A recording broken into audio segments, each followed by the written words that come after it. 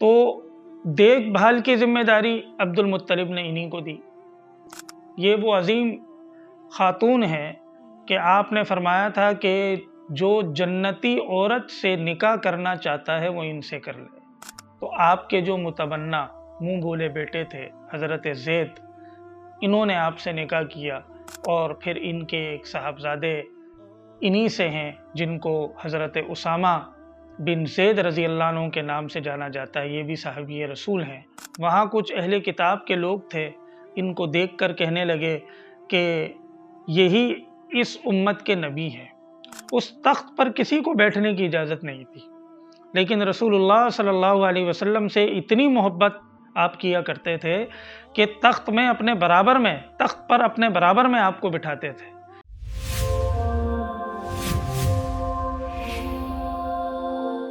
بسم اللہ الرحمن الرحیم، السلام علیکم ورحمۃ اللہ وبرکاتہ۔ آج کی سیرت کی اس کلاس میں ہم کچھ نئے موضوعات کا تذکرہ آپ کے سامنے کریں گے، اور جیسا کہ میں ہر کلاس کے شروع میں آپ سے درخواست کرتا ہوں کہ چونکہ ہم سیرت پڑھ رہے ہیں، جناب نبی کریم صلی اللہ علیہ وسلم کی شخصی زندگی کا تعارف ہم پڑھ رہے ہیں اور سیکھ رہے ہیں، اس کے بارے میں معلومات حاصل کر رہے ہیں،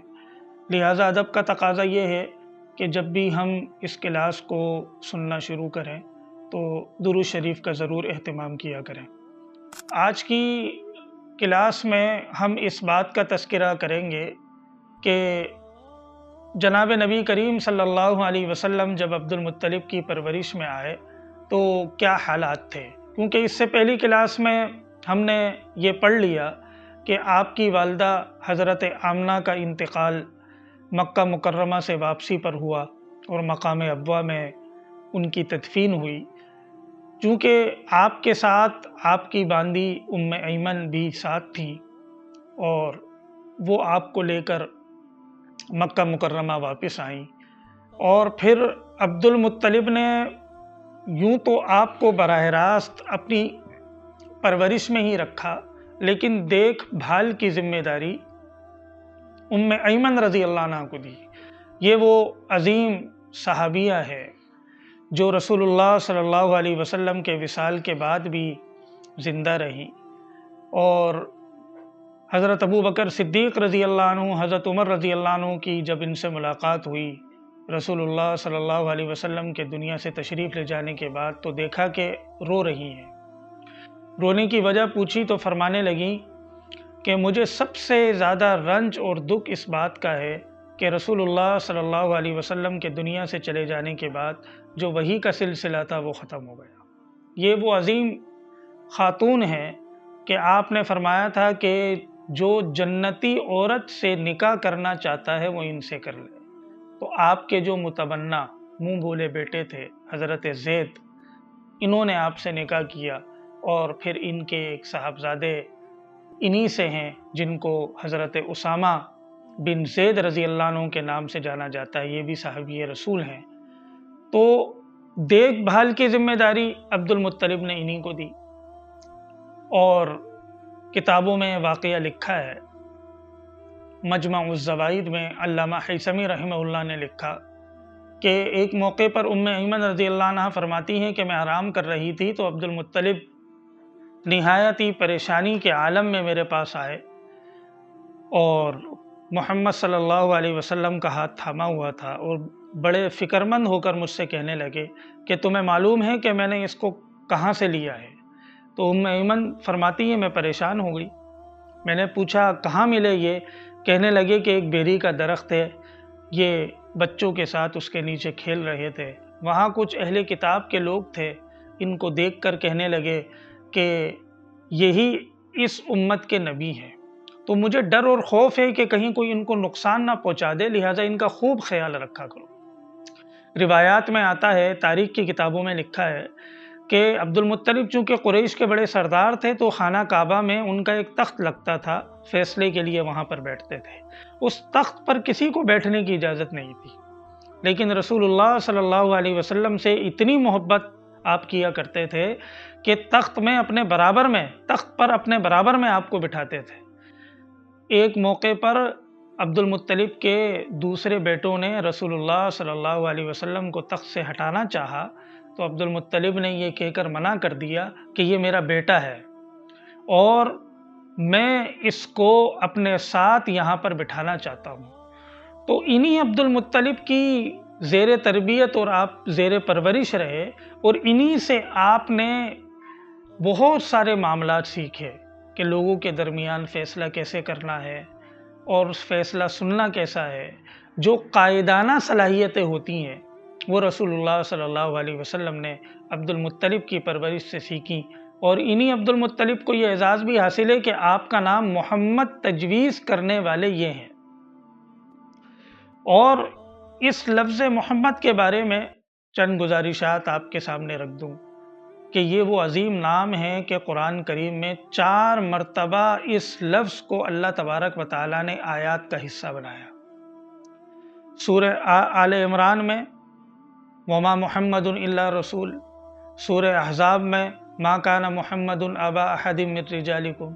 سورہ محمد میں ان الذین آمنوا وعملوا الصالحات وآمنوا بما نزل علی محمد،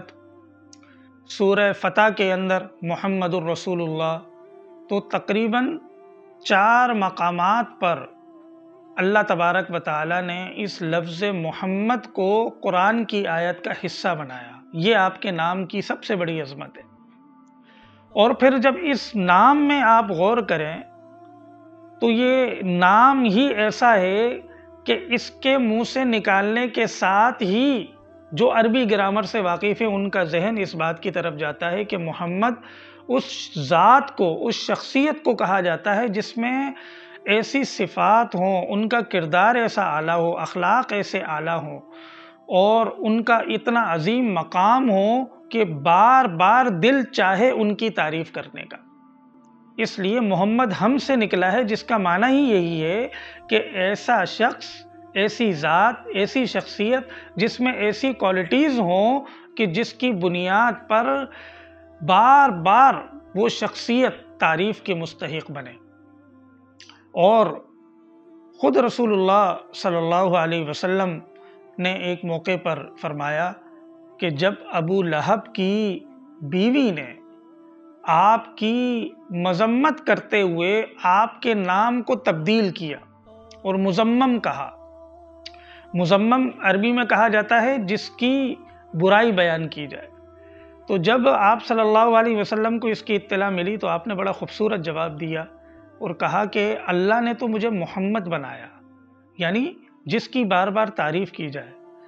اور مجھے اگر کوئی مذمم کہتا ہے تو مذمم کا مطلب ہے جس کی برائی بیان کی جائے، میں تو محمد ہوں، مذمم نہیں۔ لہٰذا وہ اگر میرا نام غلط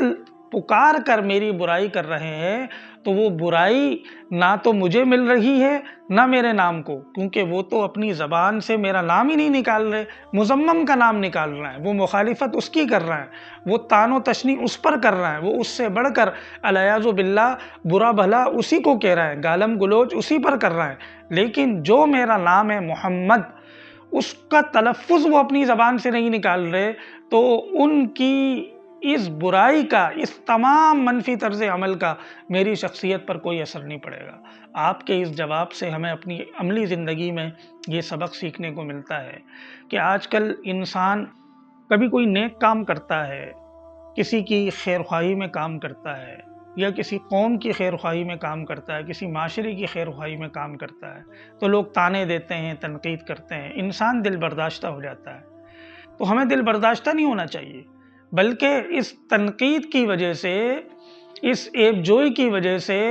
ہمیں ایک تو اپنے کام پر نظر کرنی چاہیے کہ اگر کوئی کمزوری ہے، کمی ہے تو ہم اس کو دور کریں، اور اگر ہم جائز کام کر رہے ہیں، اس سے بڑھ کر دین کا کام کر رہے ہیں، خیر خواہی کا کام کر رہے ہیں، کوئی نیکی کر رہے ہیں، تو ہمیں لوگوں کی تنقید سے پیچھے نہیں ہٹنا چاہیے، بلکہ اور زیادہ جذبے سے اس نیک کام کو، اس نیکی کو کرنا چاہیے۔ یہ ایک جو سوچ ہمارے اندر پیدا ہو جاتی ہے کہ ہم کسی کی تنقید کی وجہ سے نیک کام کو چھوڑ دیتے ہیں، یہ درست بات نہیں، کیونکہ لوگوں کی طرف سے اگر کسی نیکی کے کام پر انسان کی حوصلہ شکنی ہو رہی ہے تو اس کو اپنی اصلاح کرنی چاہیے اور جذبے کے ساتھ آگے بڑھنا چاہیے۔ اسی وجہ سے ہم معاشرے میں دیکھتے ہیں، دوست احباب کی مجلسوں میں دیکھتے ہیں کہ اگر کسی کا رجحان دین کی طرف زیادہ ہو جائے